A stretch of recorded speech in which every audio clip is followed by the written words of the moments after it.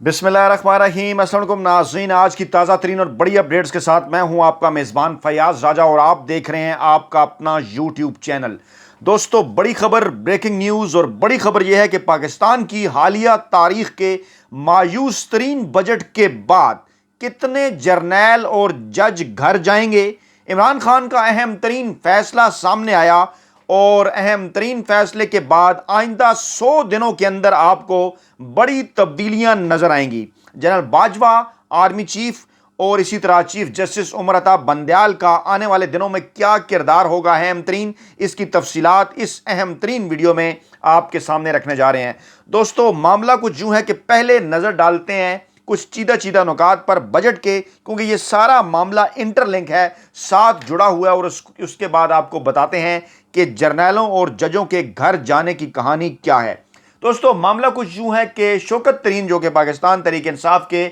वजीर ख़जाना रहे, उन्होंने कहा कि बजट में किस किस चीज़ का जिक्र नहीं, उसकी तफसीलात उन्होंने सामने रखी। उन्होंने कहा जनाब कि मुआशी तरक्की की शरह 5% नहीं रहेगी, क्योंकि एदादो शुमार में तजाद है मौजूदा इंपोर्टेड हुकूमत के, और महंगाई 25 से 30% तक जाने का इम्कान है, जिसका कोई जिक्र नहीं किया गया इन दस्तावेजात के अंदर। और उन्होंने कहा कि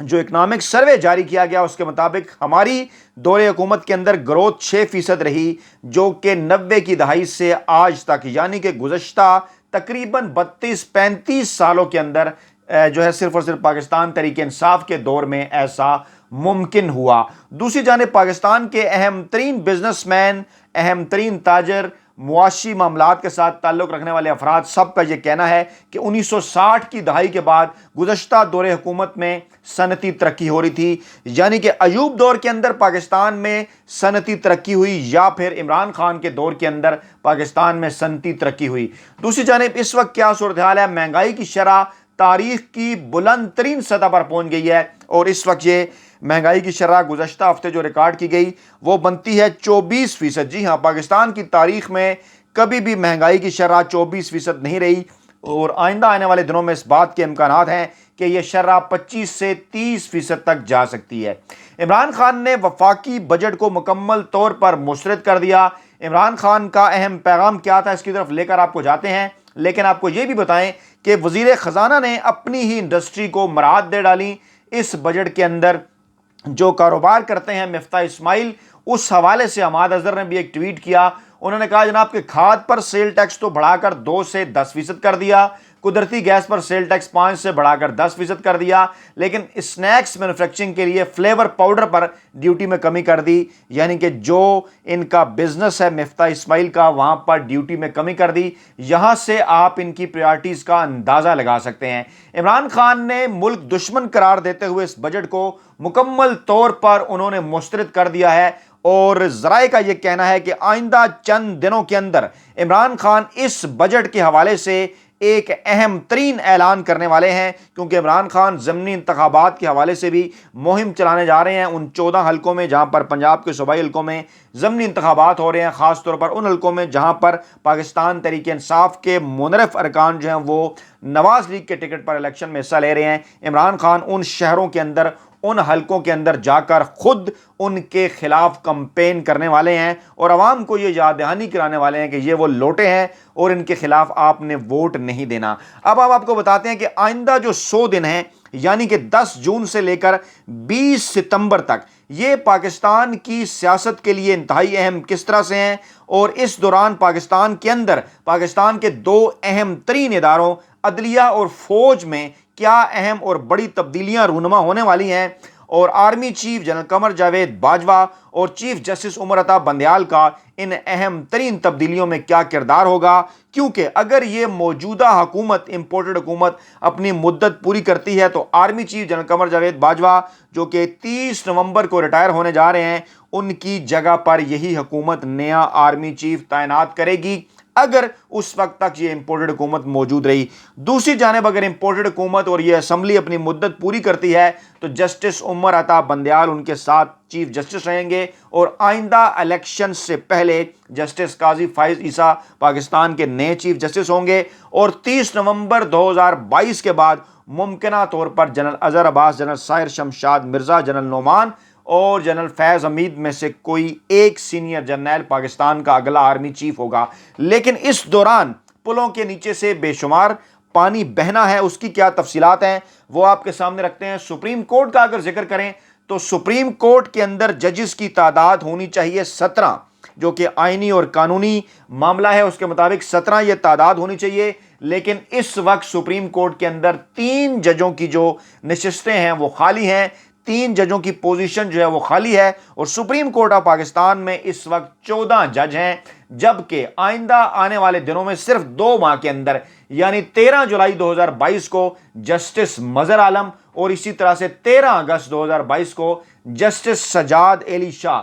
یعنی 2 مزید جو جج ہیں وہ آئندہ 60 سے 65 دنوں کے اندر یعنی 13 اگست تک 2 مزید جج ریٹائر ہونے والے ہیں، جس کے بعد سپریم کورٹ کے ججز کی جو تعداد ہے وہ 12 رہ جائے گی، اور سپریم کورٹ نے اگست اور ستمبر کے مہینے تک جو ہے وہ 5 نئے جو جج ہیں ان کو تعینات کرنا ہے سپریم کورٹ کے ججز کے طور پر۔ اس حوالے سے جہاں اہم ترین کردار ہے چیف جسٹس عمر رضا بندیال کا، ان کی سربراہی میں جو جوڈیشل کمیشن ہے وہ اس حوالے سے فیصلہ کرے گا کہ کون نئے جج تعینات کیے جائیں گے، اور ڈیفینیٹلی اس میں آنے والے چیف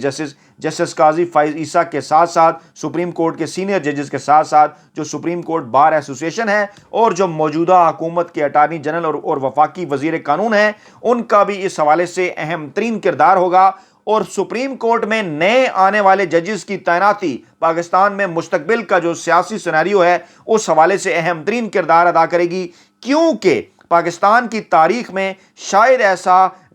جو ہے وہ نہیں ہوا کہ ایک ہی سال کے اندر 5 جو ججز ہیں وہ صرف اور صرف 6 ماہ کے وقفے کے اندر ریٹائر ہونے جا رہے ہوں، اور 6 ماہ کے اندر جو ہے وہ 5 نئے ججز کی تعیناتی کرنی ہو۔ ممکنہ طور پر پاکستان تحریک انصاف اس حوالے سے جو ہے وہ ایک نیا طریقہ کار بھی بنانا چاہ رہی تھی، قومی اسمبلی اور سینٹ کی قائمہ کمیٹیوں میں اس حوالے سے ڈیبیٹ بھی ہوئی تھی۔ اب دیکھنا یہ ہے کہ نئے ججز کی تعیناتی کس طریقہ کار کے تحت عمل میں لائی جائے گی۔ دوسری جانب پاکستان کے ایک اور اہم ترین ادارے پاکستانی اسٹیبلشمنٹ پاک فوج کا اگر ذکر کیا جائے تو جولائی کے مہینے میں ایک سینئر جنرل ریٹائر ہونے جا رہے ہیں جن کا نام ہے جنرل معظم اعجاز، جو کہ انجینئر ان چیف ہیں GHQ راولپنڈی کے اندر، اور ان کے بعد پھر اگلے 3 ماہ کے اندر آئندہ تقریباً 100 دنوں کے اندر یعنی 20 ستمبر تک جو ہے وہ 6 جرنیل ریٹائرڈ ہونے جا رہے ہیں، جن میں general Muhammad Abdul Aziz corps commander Lahore ہیں، general Syed Asim Munir Shah quarter master general ہیں، جنرل ندیم ذکی من جو ہیں وہ ڈائریکٹر